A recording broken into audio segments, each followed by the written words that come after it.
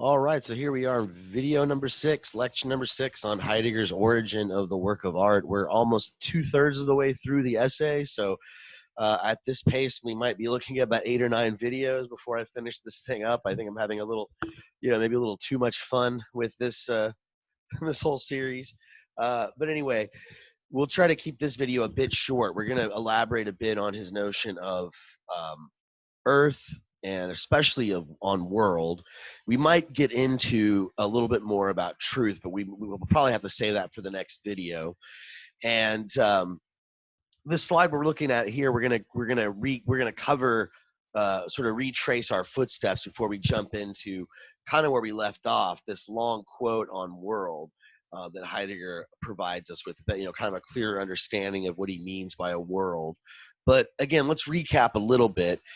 This is stuff we covered in the last video, so it should, if my summary of it here is not super clear, perhaps we should review video number 5.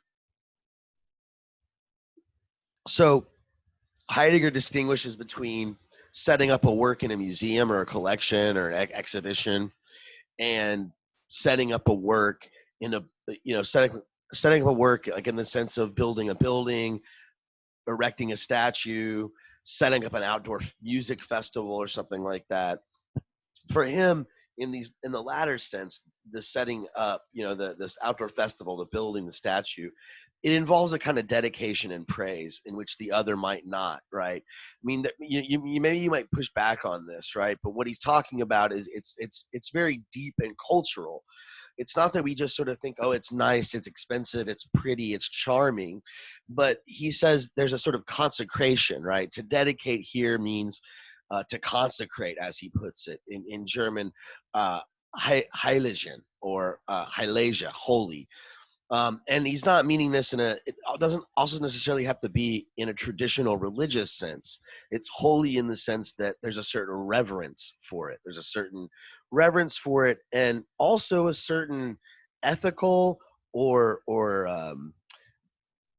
rational element. I mean, rational is not the right word. Ethical, moral. There's a guidance that it gives to us. Or maybe not gives to us. It doesn't answer sort of the question of right and wrong, but it helps us sort of reflect upon these questions. It reveals a world in which these questions are relevant and the avenues through which we can navigate these problems. So to erect, errichten in German, means to open up the right, to open up what's correct, open up what is correct, what could be correct, what's false, what counts as right, what he calls the measure that guides us along, and also that which is essential gives its guidance. So when we erect also that which is essential, we look at the work of art perhaps, and we see something essential about something. In previous videos, we talked about his reflection on the Van Gogh painting of the shoes. And I suppose what was essential there was the shoes in their reliability, and that revealed the sort of the world of the peasant. And in this world, there's a certain guidance, a certain pathway that leads to the field in which she plows. There's a certain way in which she plows the wheat, and et cetera, et cetera. All this is a part of her world, okay? And the work opens this up. It opens up this to us. Okay, so this is all review, right? So for him, the work being, right, what makes a work,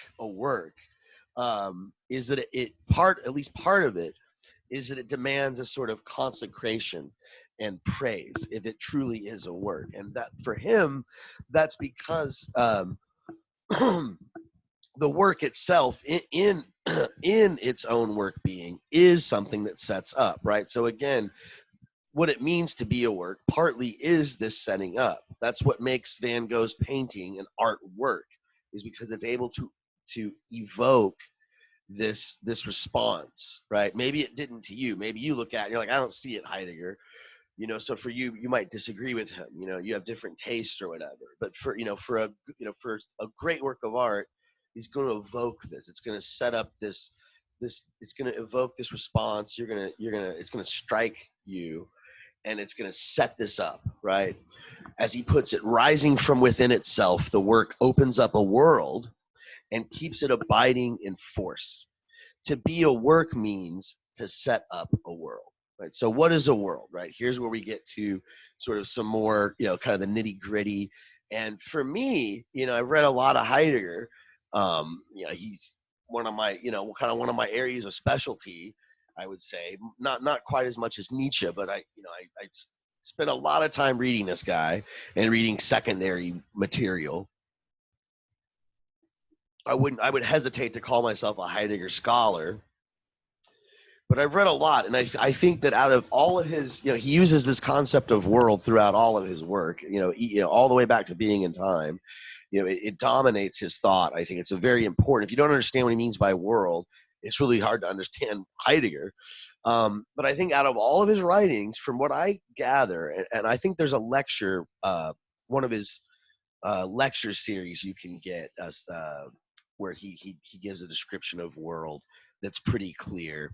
But to me, in his published works, this quote, as kind of vague and abstract as it is one of the clearest explanations that he gives for world. And I'm going to have to pause occasionally throughout it because, he uses his very, shall we say, unique way of expressing himself. Um, and really, I think in the, to be fair, in the German, it's not quite as um, awkward sounding, the language. It's still quite unique, and he has all these neologisms, new words. He kind of makes his own words up, but in the German language, it's not quite as awkward, right? So bear with me. Again, I'm going to have to pause throughout, I think, this quote to sort of explain and extrapolate a little bit of what's going on. But let's dive in. Let's see what he says about the world here, right? So he says, to be a work means to set up a world. But what is it to be a world? The world is not the mere collection of the countable or the uncountable. That's kind of like the conception of world that you find in Wittgenstein. If you've ever read or you're familiar with Wittgenstein's early work, the Tractatus Philosophicus, he seems to speak of the world as what does he say? That the world is the totality of facts. It's a collection of all things that is the case. Um, for Heidegger, that's not right. That's not what really the world is. It's not just like the countable or the uncountable. It's not just the familiar and unfamiliar things that are just there. But neither is it a merely imagined framework added by our representation of to the sum of such given things. So it's not just imagining all the things and how they're organized together, right? That's an abstraction. That's a sort of representation. That's not what Heidegger means by being truly a world, right? So what is a world? Right? The worlds, die Welt weltet, right? What does this mean? Well, how does the world? So that's, again, very awkward in English, not quite as awkward in German. He's turning a noun into a verb. The world worlds. How does the world world? Okay, the world worlds in Van Gogh's painting, by the way, right? The world of the peasant worlds reveals itself to us, right? But let's read on. The world worlds and is more fully in being than the tangible and perceptible realm in which we believe ourselves to be at home. World is never an object that stands before us and can be seen. So we can't look at the world the way we look at the actual planet. Like we get on a spaceship, fly out of our planet and look at Earth. That's not what Heidegger means by world here. So it's never an object that stands before us and can be seen. World is the ever non-objective to which we are subject as long as the paths of birth and death, blessing and curse, keep us transported into being. Wherever those decisions of our history that relate to our very being are made, are taken up and abandoned by us, go unrecognized, and are rediscovered by new inquiry. The world worlds. Okay, so why does the world in these situations? Okay, so wherever the decisions of our history that relate to our very being are made. So when we're making these really these life or death decisions, right? Dealing with, what am I going to do with my job? What am I going to do with my career? How am I going to feed my family? What am I going to do with this pandemic? How are we going to figure all this stuff out? This is a perfect example of the world worlding, right? We're not stuck in the moment of this particular task or that particular task. We're forced to sort of sit back and reflect on this sort of space in which we inhabit, this sort of space in which we have a life, in which we have purpose, in which we have pursuits, right? And so again, when these decisions about our history, when we talk about like maybe a political diplomatic conference between world leaders, right, where they're trying to decide the fate of two world powers and the proliferation of nuclear arms, right? I would hope the world worlds there, right? I would hope that they're thinking of it in these sort of these terms, right, of this. And there's no way to have it all in your mind, right? But you can't help but as being a creature who thinks the way that we think and inhabits the space that we do, this very meaningful space of relations, interrelations with other people. This entails being in a world, right? We are amidst the world. We are world. Uh, we are worldful creatures, worldly creatures. I don't know how to put it. So anyway, whenever decisions or history are made that relate to our very being, whenever they're taken up or whenever they're abandoned by us, even whenever we like ignore these, whenever we're like, oh yeah, that's not important. In a certain sense, even then the world worlds. Um, Even when they go unrecognized or are rediscovered by new inquiry. Oh, geez, this guy in the past was asking the same questions, and look, it's the same thing. This guy was like a prophet. He knew what was coming. That makes us think about our world. It makes us think about our values. It makes us think about what's possible and what's impossible. This open space in which we inhabit, in which we have our lives and we have significance. But for Heidegger, he says a stone is worldless. Plant and animal likewise have no world. You get later philosophers who are influenced by Heidegger that push back on this. The one that comes to mind here is Gilles Deleuze, the French philosopher. Deleuze, he thinks that an animal has a world. Like there's the world of the crab, there's the world of the dog, there's the world of the cat, whatever. There's a difference, though. I think Heidegger would push back, and Nietzsche probably too. Nietzsche has a similar view, I think, as Deleuze. But he would also kind of Nietzsche, I think, would side with Heidegger that humans are a bit different because we have a little bit more. We have a little bit more of a role in the construction of our world, right? We actually create these political institutions, artistic, institutions, educational, all these things, social and religious, and all these are something completely unique to us, and they change and they shift historically, and they're a response to different changing and shifting environments. So even though, just like the animals, we are kind of, I guess, we're limited by our environment. We're limited by the brute reality of our environment. What Heidegger would probably call Earth here.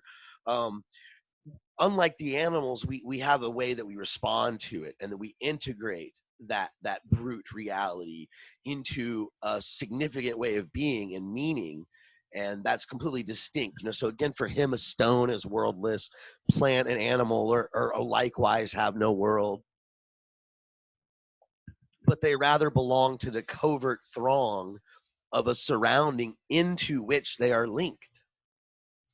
The peasant woman, on the other hand, has a world because she dwells in the overtness of being, of the things that are.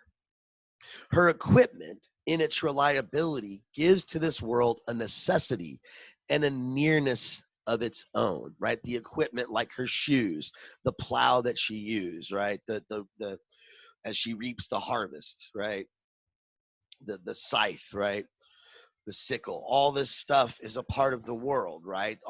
It's equipment that is there that she uses. It's a part of this equipmental totality, right? This fully contextual world where there are markets where she could sell her grain and help to feed her family, and she can turn the grain and work it out and grind it into the meal and into porridge or bread or whatever the heck she's going to make with it. All this is a part of this deep and rich world, this open vast space that she inhabits, right? The world of the peasant woman. Okay, so by the opening up of a world, all things gain, they're lingering and hastening, right? You know, the shoes linger by the doorstep at the end of the day when she's done, but they hasten to her in the morning when she has to get up to go to work and put the shoes back on, and she needs to get to work.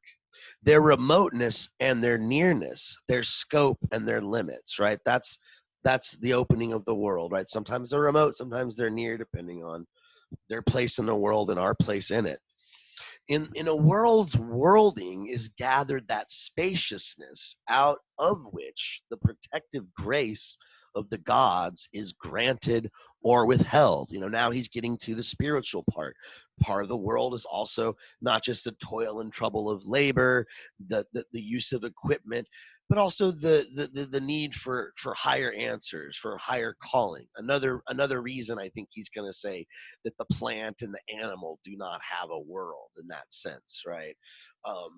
So this is the space in which the protective grace of the gods is granted or withheld, right? We see ourselves as blessed or not blessed, or if we don't believe in the gods, whatever, right? So he says even this doom of the god remaining absent is a way in which the world whirls, right? If we talk about, like Nietzsche does, that God is dead and that we live in a society that's largely secular, well, that's the world we inhabit, right? That's what it means to be in a world. That's part of our world. Whether or not Nietzsche is right, if he is right, either way, it's still a world for Heidegger, right?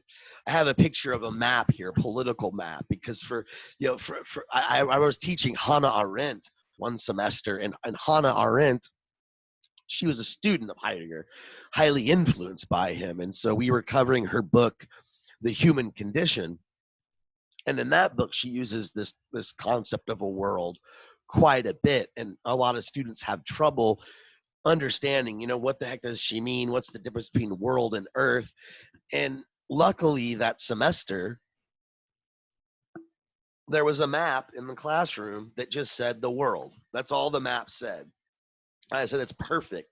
And it was a map that looked kind of like this. It didn't say world map political, but I couldn't find the one. But anyway, this is a world. This is not the earth, right? If you look at, I don't think I have a picture of the earth yet. Coming up, we do. But yeah, there's the earth, right? That's the earth. That's a picture of the earth from space. That's our planet, right? What's the difference? They look very similar. Well, this one has all these lines and names on it, right? Russia, Canada, United States of America, all the different continents, right? North America, South America, Africa, right? All this stuff, right? So you got all these continents. These are things that we created. People discovered these, right? At different times, and different political turmoils, wars, persisted. That's a world. That's a world.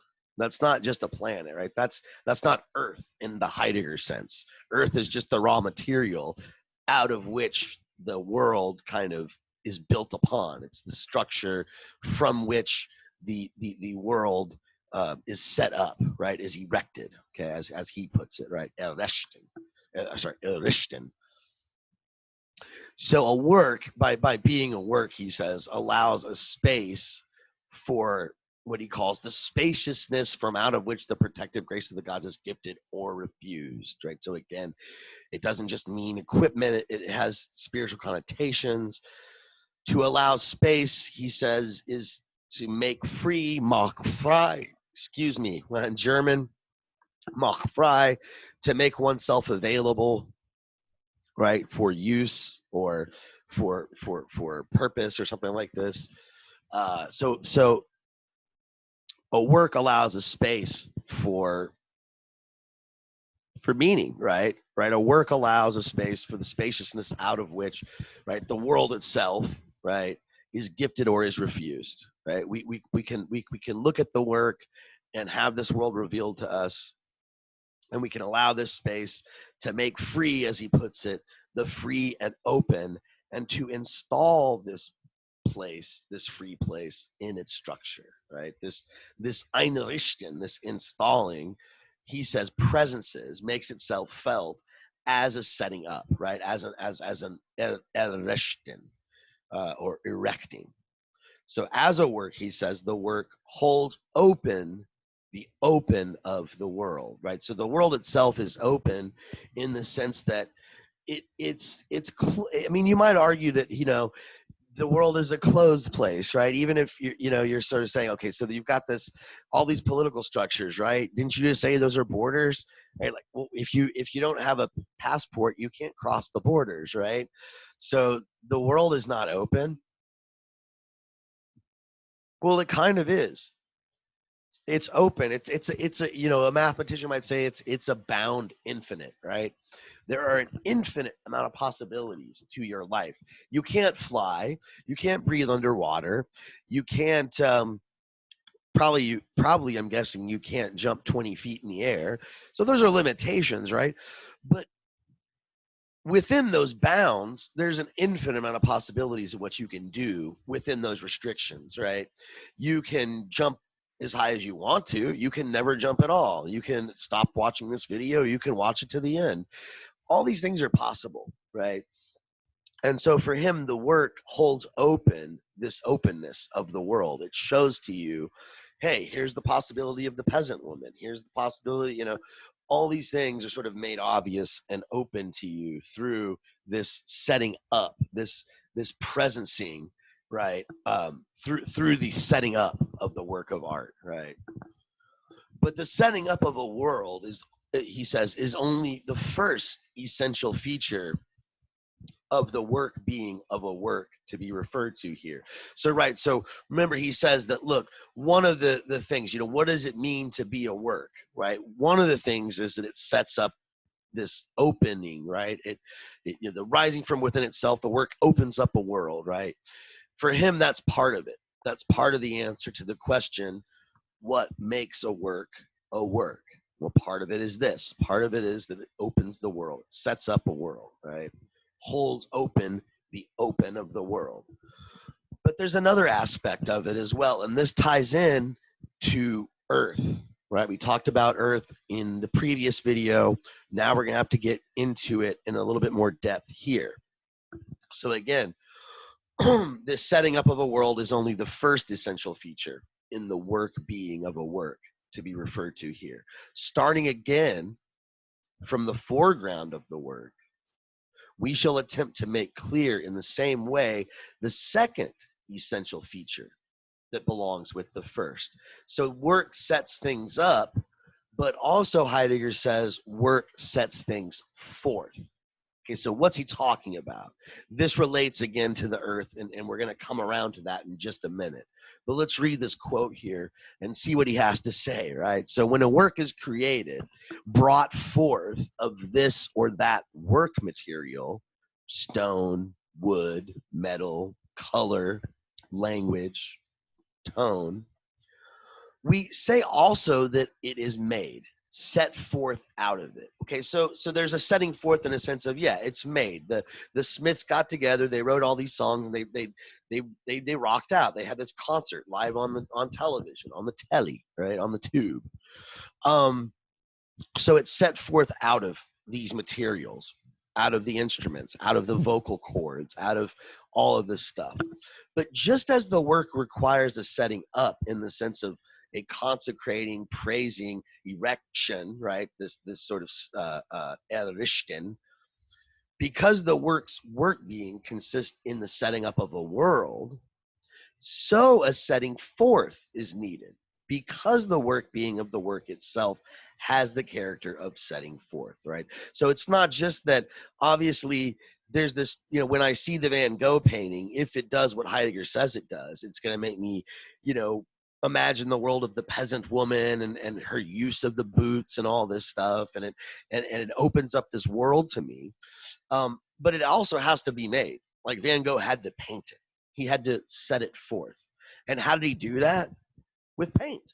with paint and a canvas and paintbrushes and paint strokes. And maybe you might even add emotion and something he wanted to express. So the work as a work in its presencing is a setting forth, a making. So not only your work set up, as Heidegger puts it, they set up a world, they erect, errichten, they are also set forth. Unlike equipment, right? So we talked about equipment in some of the previous videos, some of the earlier videos in the series, right? Especially the second and the third, right? But when we're looking at equipment disappears. It recedes, as he puts it, in its use. When the peasant woman is using the boots, she's not aware of the boots. She's not thinking of the boots. That's because they're so darn good. They're work boots and they're efficient. If they weren't good and they weren't comfortable enough to work in, then she would notice them. But in their use and their reliability, they recede, right?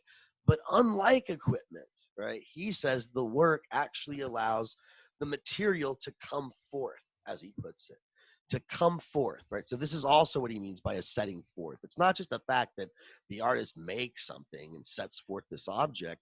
It's the material is set forth, right? The work allows the material to come forth for the very first time into the open world of the work, right? So works are created in a world, right? We all inhabit a world. If there wasn't such a thing as the art world, if there wasn't such a thing as artworks, then there wouldn't be artists, and they wouldn't make artworks. Okay, but the work allows the material, paint, the voice, the colors, whatever it is, to, as Heidegger puts it, come forth for the very first time into this world, into the open world of the work. So let's see how he explains this. He says, to work being, right, to the quality of being a work, the characteristic of what it means to be a work, to work being there belongs the setting up of a world. Thinking of it within this perspective, what is the nature of that in the work, which is usually called the work material? Because it is determined by usefulness and serviceability, equipment takes into its service that of which it consists, the matter. In fabricating equipment, for example, an axe, stone is used and used up. It disappears into usefulness. The material is all the better and more suitable, the less it resists perishing in the equipmental being of the equipment. So when I make the axe or any other piece of equipment, the material that I use for it, I'm going to use the metal and the wooden handle and all that stuff. I use that material, and I need to use that material because I have it to make an axe. I can't use Jello to make an axe, for instance. I can't use mud to make an axe. It's not going to work. I need nice hard steel, sharpened to a fine point. I need a nice sturdy wooden handle. Right? I have to have all this stuff to create it. And when I take this material, I use it up, and then when I create the axe, I don't think about the material from that point on. I think of it as an axe, and even then, I don't even think of it as an axe unless it's like sitting on my wall and I'm just staring at it. Oh, there's an axe, which is kind of a weird thing to do. Most of the time, the axe is an axe, as Heidegger put it, when I'm using it. And when I'm using it, I'm not even noticing it. I'm not noticing its wood. I'm not noticing its metal. I'm not noticing anything about it. I'm using it so efficiently that I become one with it almost, right? I lose myself in the chopping of the wood, right? But that's not the same when I'm looking at a work of art.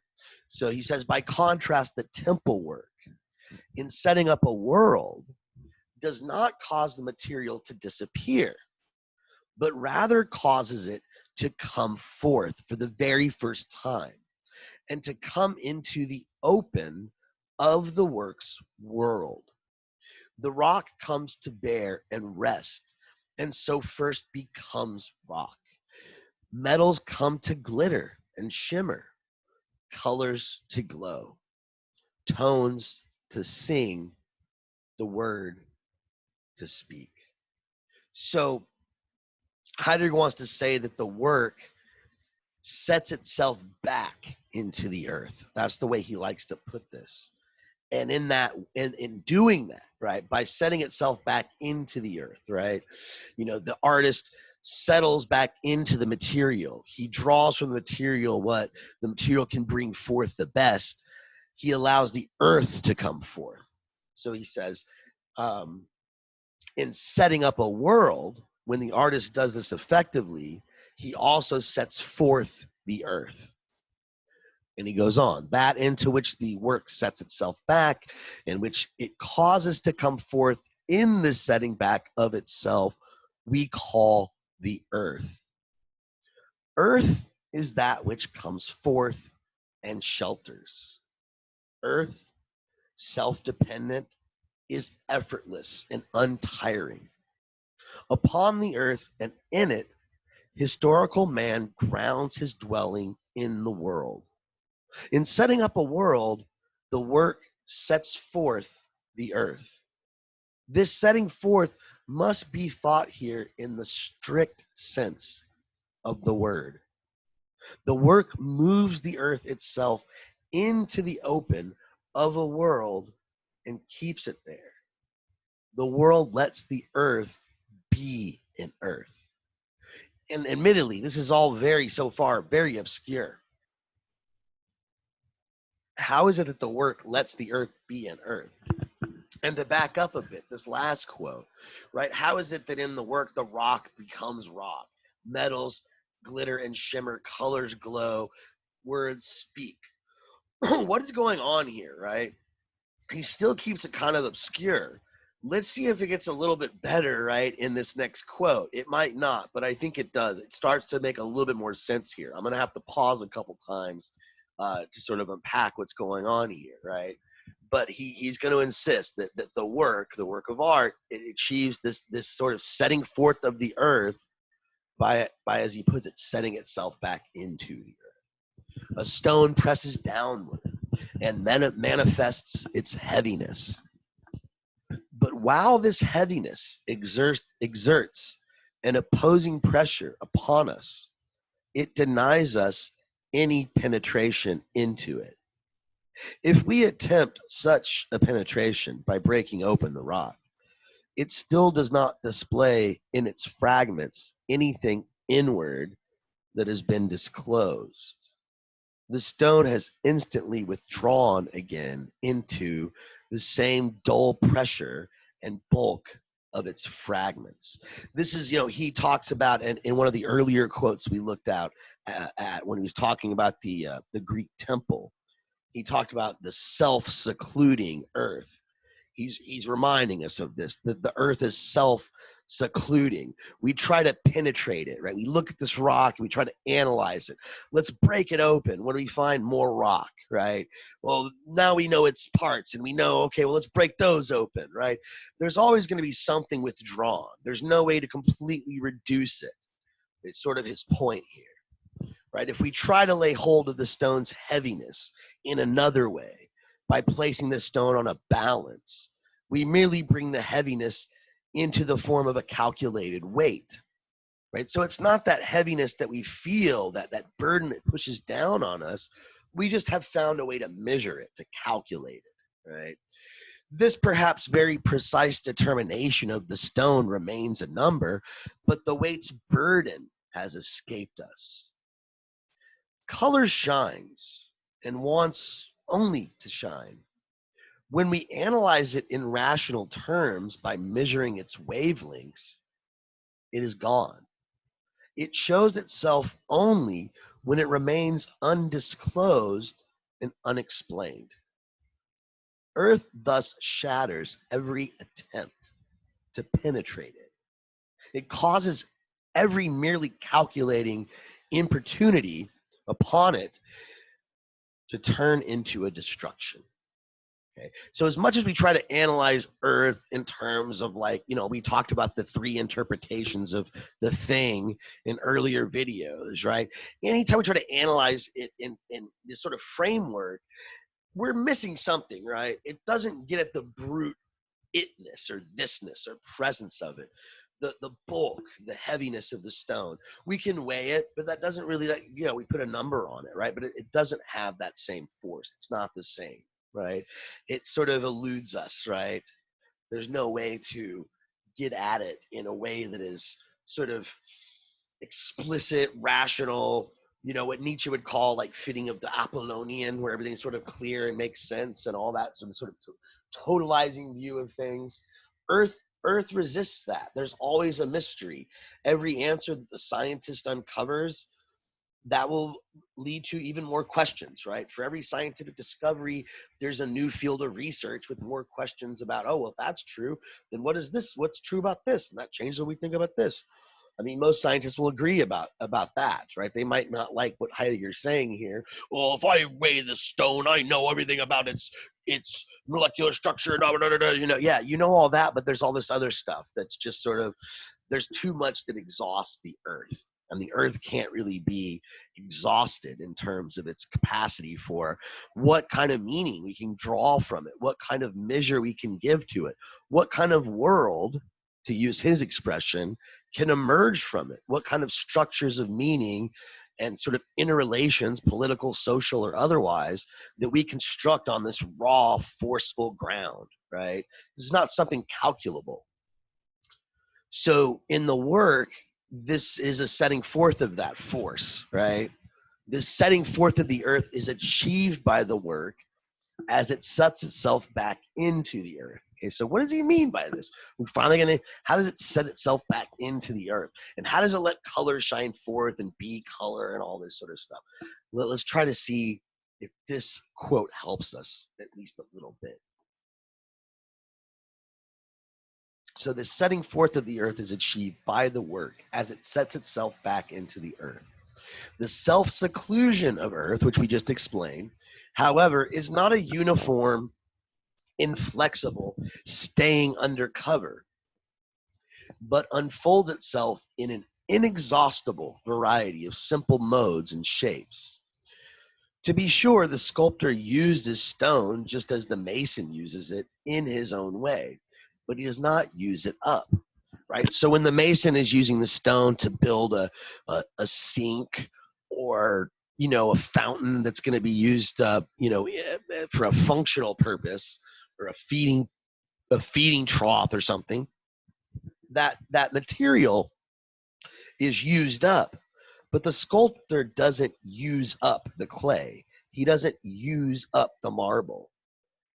So he says, it happens in a certain way only where the work miscarries. To be sure, the painter does use pigment, but in such a way that color is not used up, but rather only now comes to shine forth. There's that word again, shine forth, and a shinin', right? The colors shine as colors. To be sure, the poet also uses the word, not, however, like ordinary speakers and writer who have to use them up, but rather in such a way that the word only now becomes and truly remains a word, or remains truly a word. So what's he saying here, right? How does the poet using a word different than ordinary speakers and writers using them? How do ordinary speakers and writers use them up, and the poet just uses them and lets them remain a word? And how does the painter use colors and lets them shine forth, lets them bring forth, right, by setting itself back into the earth, as Heidegger puts it? Well, when we look at a painting, right, we see the beauty of the brushstrokes, the beauty of the colors, how they sort of meld together. When we read a poem, we're not necessarily trying to communicate something. The poet is trying to evoke certain emotions, perhaps. When we read a novel, we're reading a work of fiction, for instance. We're not reading it like we would read an instruction manual, where there's a message that's trying to be sort of presented. In a true work of art for Heidegger, it's not like there's a message in the novel that the novelist is trying to somehow communicate to you. He's presenting you with the world of the novel, the world of the characters within the novel. And that way, when you approach reading, you're not going to be looking for the words as an answer to some question that you have. It's not some sort of, how do I assemble this bike? You know, I just earlier today, I went to my friend's house. She ordered a bike that had to be assembled, so I had to go help her put it together and all that stuff, because you know she doesn't have any tools or knows what she's doing, right? But you know, came with instructions, right? The words in that instruction manual were simply there functionally. They were there to tell me how to put the bike together. But when I read a poem or when I read a novel, I'm looking at the words that the author used, and I'm, you know, are these words, like, that's really beautiful, the way that he described that passage. And I never thought of, you know, dandelions in that way, or what's that, the chrysanthemums, that Steinbeck short story. I never thought of chrysanthemums that way. It's very allegorical, and oh, how beautiful, right? And this is all an effect of us just allowing the words to be words and to have their evocative effect on us, right? So again, only in the painter's painting do the colors truly shine. Only in the poet's poem does the word truly remain a word. Um, so again, this is the way that the earth sort of juts forth in the work. So let's see here. I think we're sort of getting short on time, and it looks like this is, hold on a second. Looks like this is a kind of a recap. So yeah, we better go ahead and stop the video here. Let me the screen share. And I'm probably gonna have to finish this video series tomorrow morning, because I'm just getting totally pooped. This is video 6 out of looks like it's gonna be about an 8 or 9, maybe 10-part series before we finish this essay on Heidegger. But as always, thanks for sticking around to the end of this one. We'll talk more about earth, world, truth, and strife, what Heidegger calls strife, the sort of tension between world and earth. That's coming up in the next lecture. Look for all that stuff. This whole series should be done for my students that are watching it this semester. This whole series will be done by tomorrow afternoon. Okay, guys, thanks a lot again, and I hope to see you on the other side. Cheers.